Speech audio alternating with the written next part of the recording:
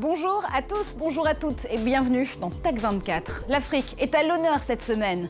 Jeux vidéo, smartphones et tablettes, applications en e-santé. L'innovation bouillonne plus que jamais sur le continent.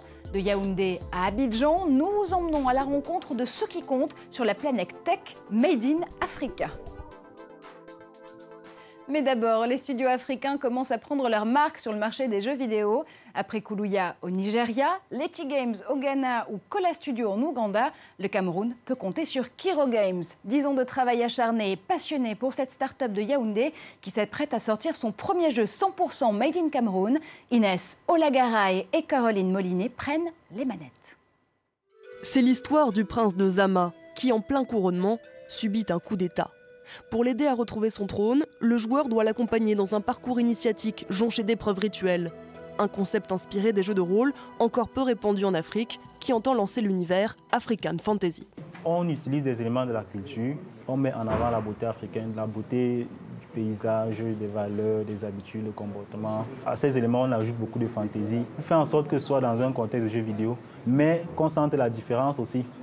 On dit ça c'est nouveau, on n'avait pas vu ça, ça c'est africain. Concevoir des jeux vidéo auxquels les Africains pourraient s'identifier, tel est le défi que se lance en 2003 Olivier Madiba, alors encore étudiant. Alors, ce studio, ça fait 10 ans que j'en rêve. Faire un studio de jeux vidéo au Cameroun, c'était un pari fou.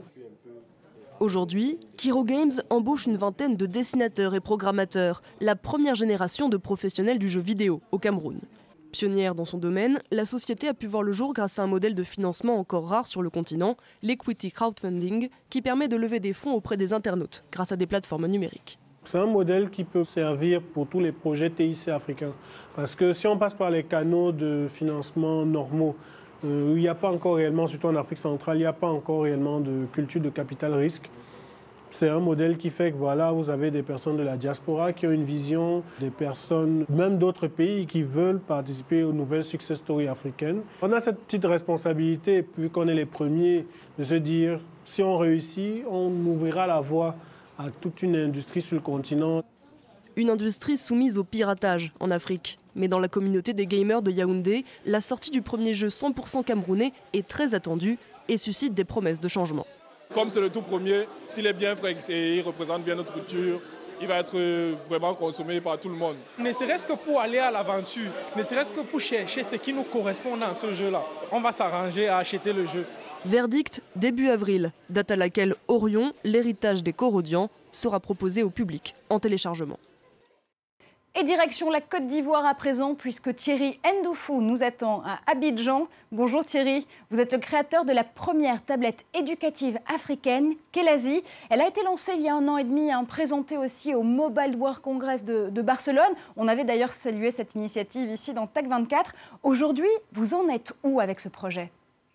Alors aujourd'hui, nous sommes quasiment en phase d'implémentation de ce projet dans plusieurs écoles, nationales comme internationales, ici en Côte d'Ivoire et dans quelques pays de la sous-région. Donc, je peux dire que c'est avec un réel enthousiasme que les élèves reçoivent cette tablette dans leur salle de classe, dans leurs écoles. Donc, on en est plutôt contents, nous, aujourd'hui.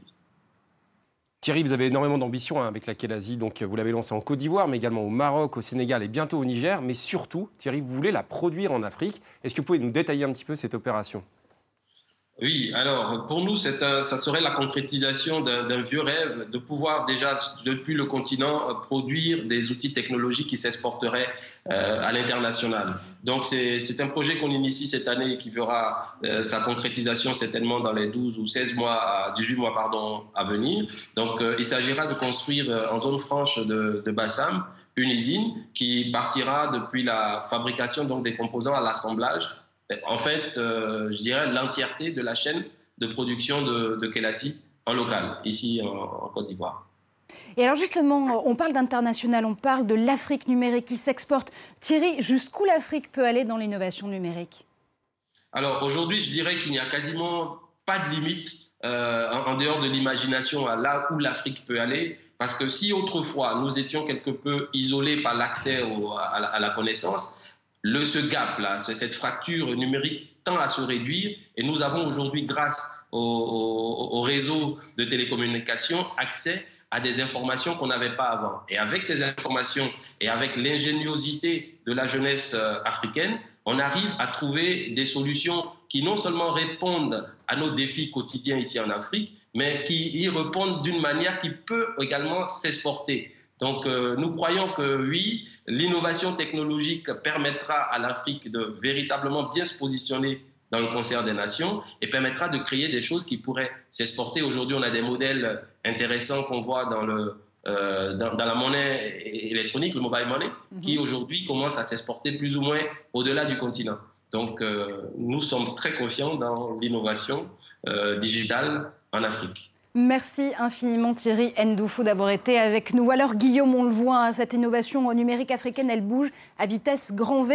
On va se parler maintenant d'un autre type d'innovation, ça s'appelle Jougad, si je le prononce bien. Il faut traduire innovation frugale, mais ça veut dire quoi, docteur Gralet?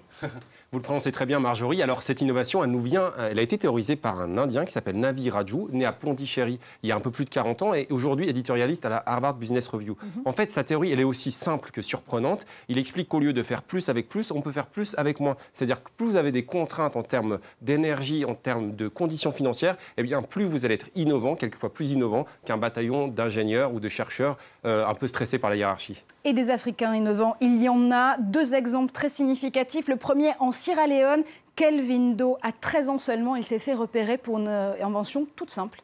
Oui, une aventure extraordinaire. Kelvin Doe, en fait, fait un peu les poubelles de Freetown, donc la capitale de Sierra Leone, et il y trouve de l'acide, du soda, du métal, et il va mettre au point une batterie et un générateur d'énergie, ce qui est absolument formidable dans un pays où il explique lui-même avoir de l'énergie, de l'électricité seulement une fois par semaine. Il va récupérer quelques autres matériaux, il va devenir DJ Focus, il va se faire repérer par le MIT pour en devenir la coqueluche, et aujourd'hui, il donne des conférences dans le monde entier, comme à Orlando, on était dernier auprès de cadres de SAP. Lui aussi, il s'est fait repérer par des grands noms du business tech. Arthur Zhang, l'inventeur du cardiopad au Cameroun. Oui, Marjorie, Arthur Zhang, il y a quelques années, était juste stagiaire dans un hôpital, mais il se rend compte très vite qu'il y a un manque crucial de cardiologues au Cameroun. Il n'y en a qu'une quarantaine pour une population de 20 millions d'habitants. Donc, en fait, il va prendre une tablette, il va l'équiper d'électrodes et il va pouvoir permettre aux patients, en fait, de signaler des cas dangereux pour pouvoir être davantage soignés. Il a d'ailleurs une devise qui est très intéressante. Il dit « Ne soyez pas conventionnel, c'est normal que vous fassiez peur si vous apportez le changement. » Et justement, cette innovation frugale, de plus en plus de géants occidentaux s'en emparent, s'y intéressent de très près pour la bonne cause. Oui, Marjorie, on voit ça de plus en plus importé dans les pays de l'Occident. On a vu ça par exemple chez AXA qui, lorsque l'assureur a voulu créer une nouvelle banque, eh bien, s'est fixé elle-même des conditions de ressources et elle a mis au point une banque mobile très intéressante. Enfin, vous avez Carlos Ghosn, donc le PDG de Renault, qui envoie ses ingénieurs en Inde. Et puis, une initiative très intéressante qui est soutenue par la fondation Gates, qui est de mettre au point des toilettes à très bon marché, mais surtout de récupérer l'eau des toilettes pour en faire de l'eau potable. D'ailleurs, Bill Gates, ce n'est pas un vain mot, l'a utilisé, a bu cette eau il y a quelques jours. Donc, il a un peu suivi le conseil d'Arthur Zhang, il n'a pas eu peur. Il n'a pas eu peur et nous non plus. Merci infiniment Guillaume Gralet pour toutes ces explications. C'est presque la fin de cette émission. Merci à vous de l'avoir suivi. On se retrouve comme chaque semaine sur Facebook et sur Twitter pour commenter ensemble l'actu numérique avec le hashtag Tech24. Restez connectés. On se retrouve très bientôt sur le plateau de Tech24.